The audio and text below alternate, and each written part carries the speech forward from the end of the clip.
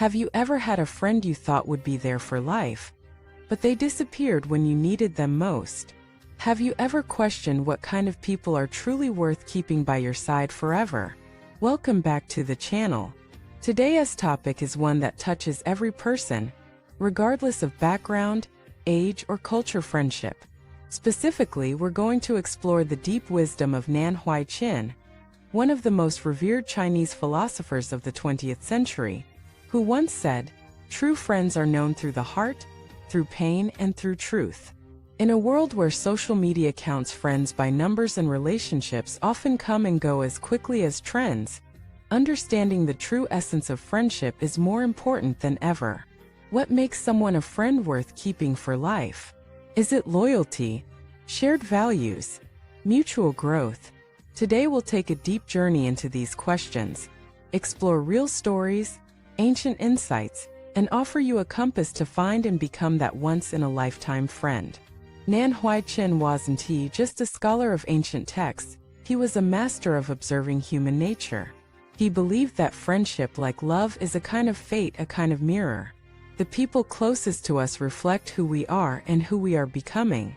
So the first question we should ask ourselves is not, do I have good friends? But am I a friend worth having? Let us begin with a concept he emphasized often.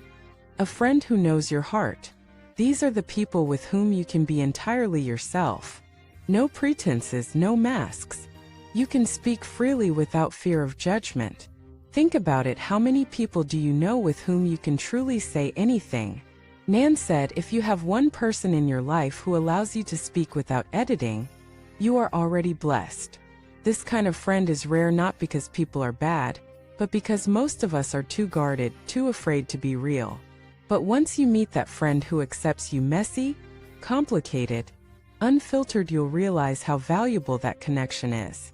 Then comes the second level. A friend who knows your pain. This is someone who has seen you at your worst, not just heard about your sadness, but sat with you in it. When life broke you, they didn't run. They didn't fix you. They just stayed. One woman shared that after losing her job and partner in the same month, she had dozens of friends offer advice, but only one showed up with a hot meal and a quiet presence. That friend didn't say much, just listened. That was the moment she realized, this is the friend who will walk with me through storms. Nan believed that true friendship is less about celebration and more about shared suffering. Anyone can party with you when life is good, but only a real friend cries with you in the dark and celebrates your tiny wins when no one else sees them. The third layer is the deepest. A friend who knows your truth. This is the rarest kind, someone who not only accepts you, but pushes you to be better. They challenge your blind spots, call out your patterns, and never let you settle for less than your potential. Nan used to say, a friend who only agrees with you is not your mirror, but your echo. And echoes don't help you grow.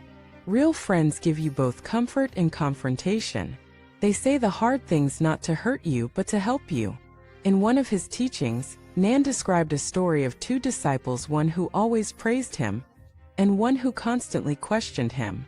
He said the one who questioned made him reflect and evolve, while the other only fed his ego. That's why he valued the latter more. So how do we find such friends?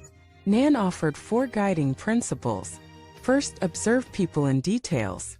How do they treat those who can do nothing for them? Are they kind only when it's convenient? Second, test friendships in adversity. Who shows up when you have nothing to offer? Who stays when you're no longer useful? Third, watch consistency over time. A friend who disappears during your silent seasons is not someone you can count on when the storm hits.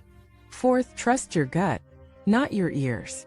Charm can deceive, but integrity never hides for long. Nan often spoke about slow friendships.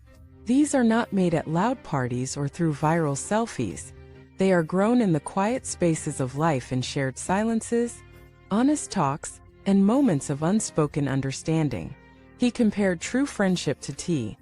The first brew might be bitter, the second still unclear, but the third reveals depth, warmth, and clarity. That's why lasting friendships are rarely instant, they're brewed with time, truth, and trials. But we can't only talk about finding such friends. We must also ask, how can we become one? Nan emphasized 3 traits: honesty, stability, and loyalty. Be honest not brutally but bravely. Say what you mean. Keep your promises. Be the person whose word is enough. Be stable not just in your mood but in your presence. A stable friend is a safe place. They don't gossip. They don't disappear. They're a steady lighthouse in your storm. Be loyal not blindly but deeply. Stand by your friend not only when they're right but when they're trying to find their way. Loyalty doesn't mean enabling mistakes, it means loving through them. He also warned against false friendships. The ones built on convenience, common enemies, or shallow gain. They feel good temporarily but leave deep wounds when tested. A businessman once told a story of losing everything in a financial crisis. He had hosted hundreds of lavish parties, thinking he had hundreds of friends.